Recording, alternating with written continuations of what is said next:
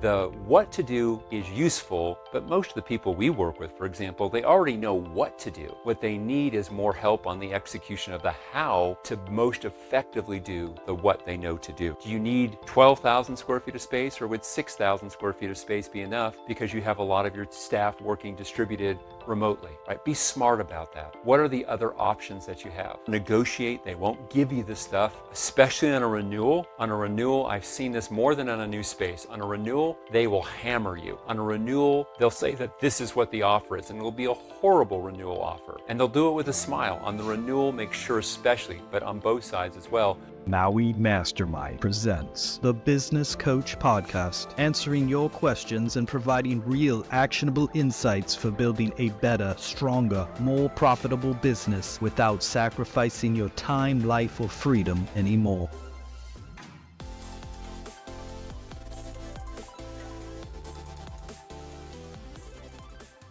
Welcome to another edition of the Business Coach. I'm your host, David Finkel. And this week, we're going to start a new framework for the podcast. I'm going to step in and I'm going to be your business coach dealing with a common challenge right now. The common challenge we're going to pick this week, which is negotiating a good lease for your company. And I picked this one because twice in the last short, tight window, I had two separate businesswomen that we coach come to me to talk about a lease negotiation that they're facing. In both cases, these are extremely smart, savvy businesswomen who built successful companies, and they've done this for years. But when you look at it, they might have only negotiated 2 or 3 leases for their company in their entire business career. And now, as their coach, I happen to have had the advantages that between myself and the other coaches, we've helped clients negotiate or given input on 1,000 or more commercial leases for what's going on in our roles in our companies and in the roles we spend coaching others. That's probably the biggest reason why we're able to share good stuff with you, right? It's not just because we've had the experience ourselves, it's because we've multiplied our experience, by 1,000 for the number of clients that we work with over time. So to that end, I want to talk about this here. So I'm going to give 2 different scenarios. One is for a brand new lease negotiation, and the other example is going to be for a lease renewal. And as we do this, I want to share with you 7 really important factors. So as you're thinking about it, I like to numerate things. I like to number things because I think it makes it easier for you to pull the concrete. One of the things that I think is so important is I don't want to tell you what to do in the Business Coach podcast. I think you already know what to do. Negotiate a good lease. What I want to do is to share with you the how to do the what to do. And I'm going to share with you that 7 ways or 7 coaching suggestions that are going to help you to do that. The what to do is useful, but most of the people we work with, for example, they already know what to do.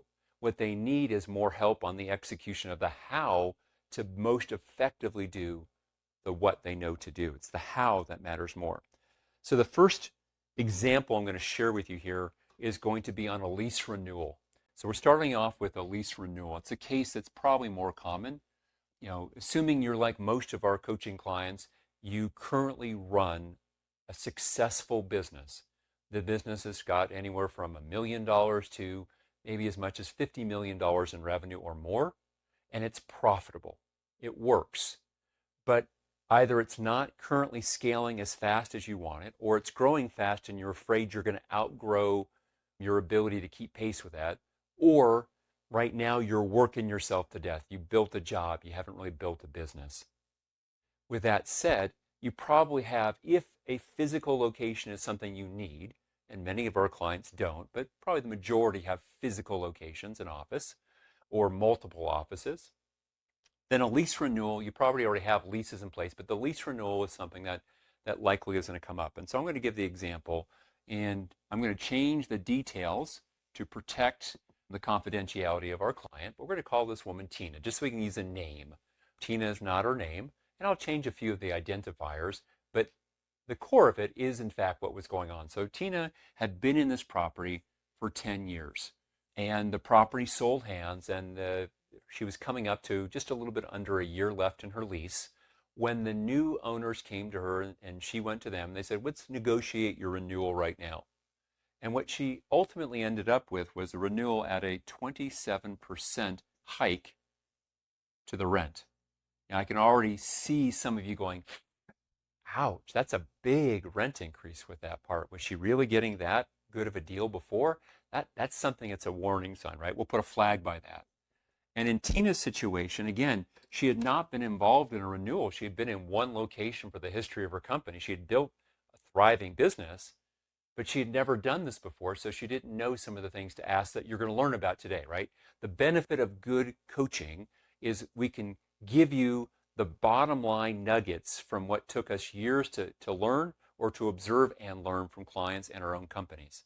The second part is she went from something called a gross lease to a triple net lease. Now, what this means, when it was a gross lease, she'd pay a certain amount of money each month, and the landlord who owned the commercial building, they were responsible for all repairs, for keeping the property insured, for dealing with any maintenance that come up, paying property taxes, etc., etc. But on a triple net lease, which is wonderful for a landlord, horrible for a tenant, on a triple net lease, your tenant is responsible for all the repairs and upkeep of the property. They're responsible for paying the property taxes. They're responsible for paying the insurance for the property. They're responsible for all of that. The only thing they're not responsible really for is paying the mortgage payment. That's about the only thing they're not responsible for. So a triple net lease going from a gross lease meant that her rent increase was actually effectively about a 45% increase on her lease rate. Wow, in one fell swoop. Now, she thought 27% was a lot, but when I shared with her, well, gosh, going from a gross to a triple net, your effective lease rate probably went up based on this to about 45%. And she was even in more visceral, like it, reaction from that part. So how can she protect herself on that one here? Let's lay out the other case, and then I'll go through the 7 coaching suggestions that will get you protected from this part. So our second example here is an example for a brand new lease. And we're to call this particular business owner, this is for a new lease. We're to call this person Linda. Linda is not her name. But again, both Tina and Linda are bright, exceptionally talented real business owners. In Linda's case, she's sold companies before. And in both their cases, they've had and run very profitable multi-million-dollar businesses. These are savvy businesswomen. They just didn't do a lot of leases before. And so in Linda's case, she'd had one business lease prior and was thinking about, for a new company, doing another lease that she was thinking about doing. And so the lease for this new building for a new company. And as we went through the numbers, we realized that there were some problems with it. The biggest problems with that for this newer lease here, which originally started off as a 3-year lease, wherein she was going to have to put in about $200,000 for tenant improvements. And she was thinking she was the one who was going to have to do all that work, or pay, not do it, but pay for that work. So let's talk about both cases. So coaching suggestion number 1, know your market, right? Know your market. What are the lease rates per square foot in your area? In a commercial area, you're going to pay on the square foot's going to be listed at, I'm going to make up a number to make this really easy, at $20 per square foot. That means that if you have 1,000 square feet of space, it's going to be $20,000 of rent per year. So when they list a price per square foot, that's the cost for a year's worth of rent. I've already made the distinction between a gross lease and a net or triple net lease. And in between there's various stages. There's a double net, and there's gross leases where the person is also responsible for a portion of the common area. I mean, there's different ways to cut it, but here's the 2 extremes. So what are the lease rates for your area? Pay attention to that, right? Who would know some of that information? Talk to a good commercial broker in your area. Talk with other people who are in non-competitive businesses that you built relationships with, saying, hey, what do you think people are paying for lease rates for light industrial space, or paying lease space for retail space, or paying lease space for Class A or Class B office space? Now, you hear me using terms like Class A, Class B. That just means a really nice, modern, fully modern building to a nice but maybe a little dated Class B, or a wreck of a Class C that really is not looking so good, really tired and dated. So these are terms that you can start learning about. And here's the easiest way to learn about commercial real estate in your area. Almost every area, if it's a city of a large enough size, right, 50,000 or 100,000 people or more, there's probably a company, a commercial real estate broker, a Cushman Wakefield or Back Realty or some other company that's in the market space that is gathering data. And one way that they use for their marketing is they'll put out a quarterly state of real estate in our market space. Almost always there's multiple kinds of companies that will do that in an area. You just need to start looking for it online, searching for it, and then usually you can sign up as an interested party onto their e-list, and each quarter you'll get updates for them about this. I remember I used to do a good bit of active investing in office and light industrial space. I still do light industrial space, but more on a passive basis than I used to.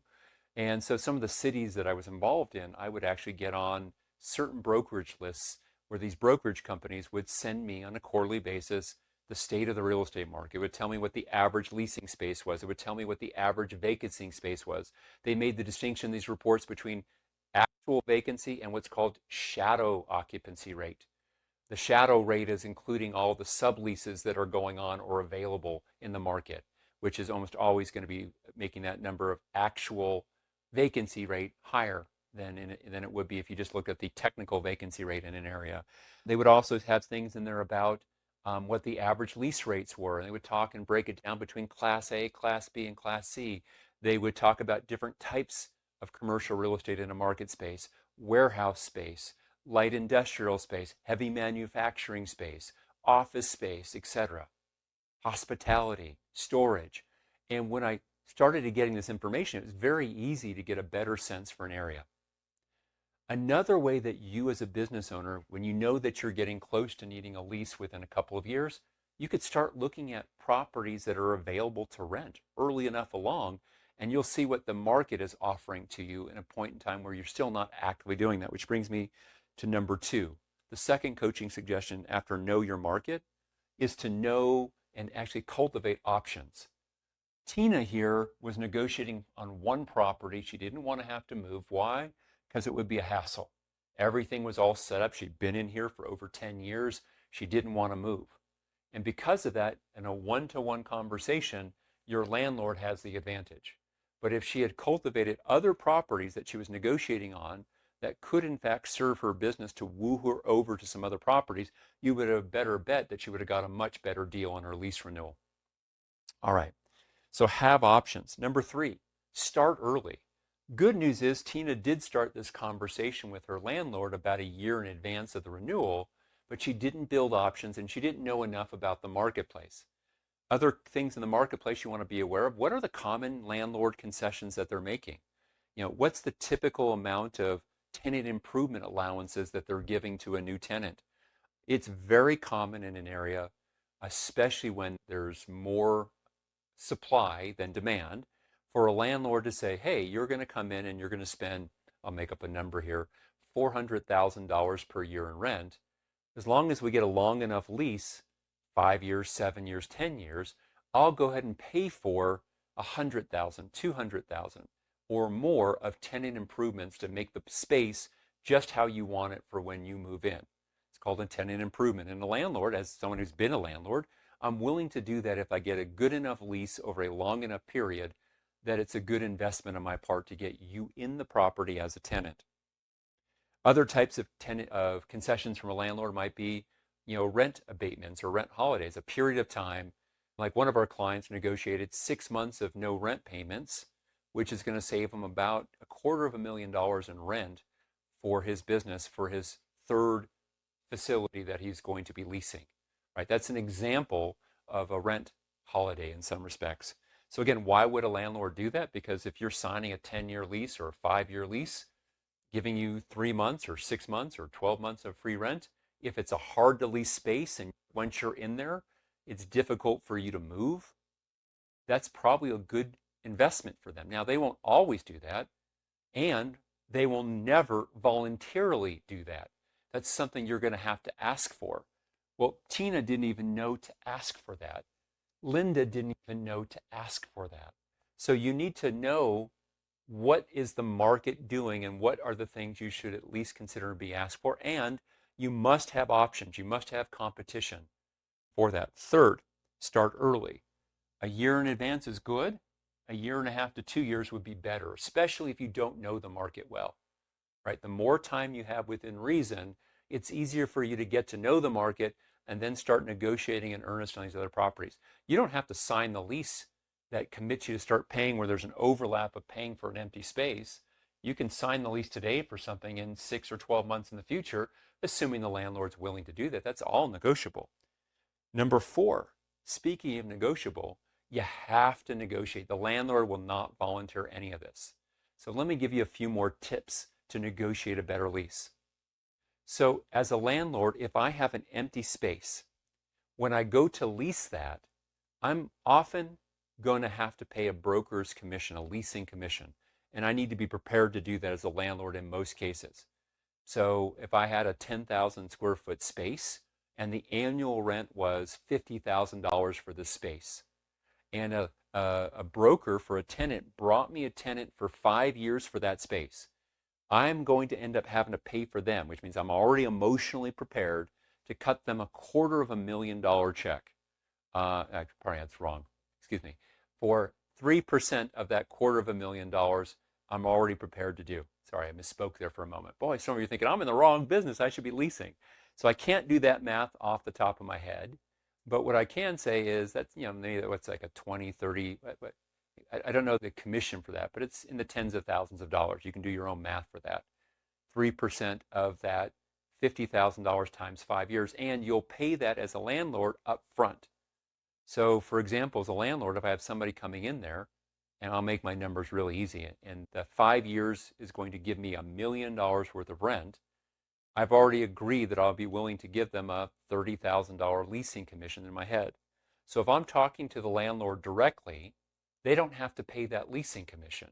That means that there should be at least that amount of money on the table for you to go after in your negotiation at the minimum. Plus, it's almost always the standard in areas, unless there's a really big undersupply and over demand, right? It's almost always the case that I should get some kind of tenant improvement allowance and or some kind of other move-in concession, rent-free for a period of time, etc. The longer the lease period, the more that the landlord's likely to give to you for that, because they can spread that cost over a longer base of years. Final comment here on the negotiation. Give yourself some flexibility with that part. We'll call this our fifth coaching suggestion, which is nibble. Once you've got the broad terms of the deal, now start to nibble. My favorite nibble is to ask for a renewal option, or options. For example, we had here, Linda was doing this and she was getting offered a 3-year lease. She was getting zero on the tenant improvement. She was going to fund it herself if she did it, which she decided not to after we spoke, which is good. That was smart business on her part. My comment for her is, well, why would you want a 3-year lease? That's going to come very quickly. Why wouldn't you want to have that 3-year lease with maybe 2 to 3 renewals so you can renew those leases? Or she was saying at some point that she was talking about a 5-year lease, or the landlord had also offered a 10-year lease. And I said, well, I don't love a 10-year lease. I'd rather have a 5-year lease with the ability to one-time renew it. Why? Because it reduces your risk. It's an option to renew, not an obligation. And now comes the next part on the nibbles here, which is on the actual rent increase. How much of an increase are you going to allow every year on that lease amount? Landlord's going to probably say 3% to 5% is very typical for a landlord to put in there. And if you don't push back, then they smile. But I would push back. As a landlord, I've had tenants negotiate me to a 1.5% annual increase, a 2.5% increase. Every once in a while, I could push them all the way back to 3, but rarely did I ever get a 5% increase. Yet, a lot of times I'll see a coaching client who's looking at a lease that they didn't notice that they had a 5% rent increase every year. That's a pretty hefty increase. So know what the common increases are in your area, right? You can look at that. You can get to know that. That's something else to nibble on. You can nibble on the renewals and nibble on the rate of increase. Why do I call this a nibble? because most landlords aren't going to throw away the whole leasing opportunity over you asking for a one-time renewal or you asking for it not to be a 3% increase, but a 1.5% increase. They might push you to 2% on the increase, negotiate you back. But hey, you've just saved thousands and thousands of dollars over the lifetime of that 10 plus years that you'll be in that property. Number 6, beware of personal guarantees in a lease. The landlord's going to push to have you sign personal guarantees. Beware of it. Don't offer it. If you see it, cross it off and see what they do. One way to do that is to put down that you're signing this on behalf of your company, your entity, and not have the part where it says that you're personally signing on there. Like oftentimes they'll have a signature line for you. It'll say Tina Smith, CEO of Acme Inc., and it'll have Tina Smith individually. Cross off individually, see what happens. 40% of the time the landlord won't even have the courage to come back and say, hey, I need you to guarantee it as well. On the 60% of the time they do, now you have a point to negotiate. Well, gosh, you're wanting me to guarantee that. Are you guaranteeing it on your end? I don't know. Hey, I'm not comfortable with that. The other spaces I was looking at weren't looking to do that. It's been a big thing for me. I just don't do personal guarantees. That's now a point of negotiation. You can either agree to do it or not, but if you are going to agree to do it, what else can you get in return back? And if you are going to sign a personal guarantee, which I encourage you to avoid like the plague, if you're married, don't have your spouse sign, right? If you've got good estate and asset protection stuff in place, if you sign and you're the at-risk party, at least your marriage assets that are held by your spouse in some fashion are somewhat protected.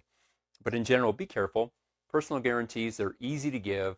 They're easy to think they won't matter, but they do. And then final comment here, the final number 7 coaching suggestion on negotiating a good lease. And then I'll go back to each of these 2 cases about what would I have done differently if I could have talked with them way back at the start. It's got to make economic or business sense, your lease. Do you really need prime space, or are most of your customers going to do business with you over phone and internet? Do you really need a space on Main Street? I know it's beautiful and the view's nice, but do you really want to spend 2.5 times on the rent overhead? Do you need 12,000 square feet of space, or would 6,000 square feet of space be enough because you have a lot of your staff working distributed remotely? Right? Be smart about that. What are the other options that you have? Is there some flexibility with that part?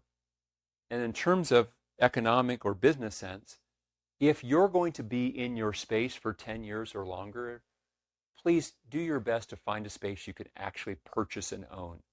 In most instances, 8 times out of 10, if I have a client and they know they're going to be in a space for a decade or longer, they're almost always better off buying the property that they're going to move into. Almost always. They're going to buy it in a separate entity. They're going to have an arm's length lease to the tenant of their active company, but they're almost always better off that way. Why? Because they're going to be building equity in that building. And I can't tell you the number of clients who've later said to me, David, I'm so glad I bought this building 14 years ago. I'm so glad 26 years ago we bought this building.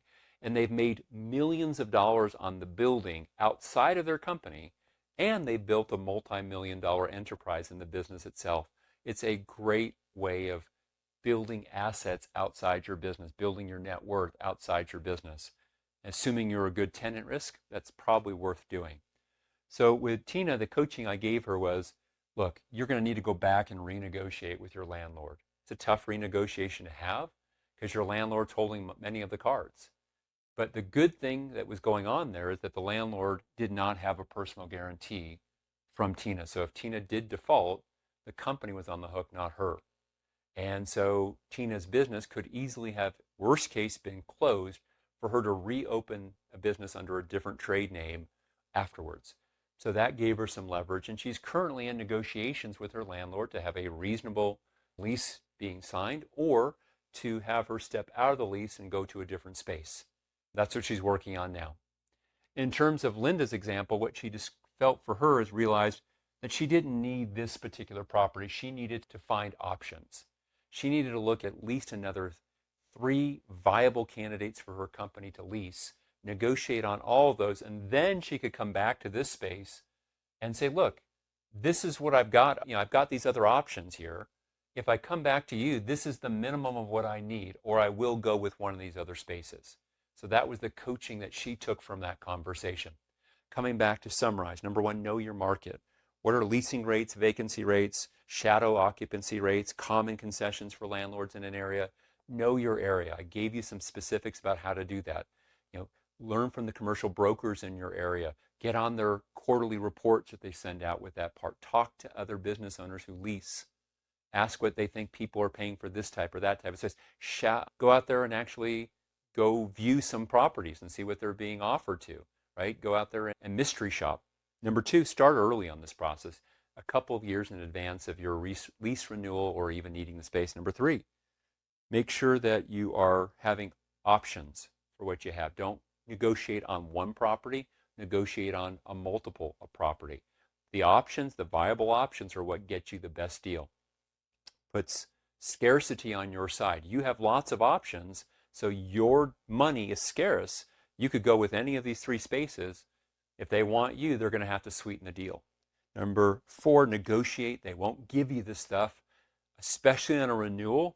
On a renewal, I've seen this more than on a new space. On a renewal, they will hammer you. On a renewal, they'll say that this is what the offer is, and it'll be a horrible renewal offer. And they'll do it with a smile. On the renewal, make sure especially, but on both sides as well, negotiate. Number five, nibble. How can we get our renewals going? How can we reduce the number of percent of the increase, right? How can I push for that? Number six, beware of any kind of guarantees in a lease. And if you have to do that and you still think it's worthwhile, make sure that not both spouses are signing, one or the other, if you are in fact married.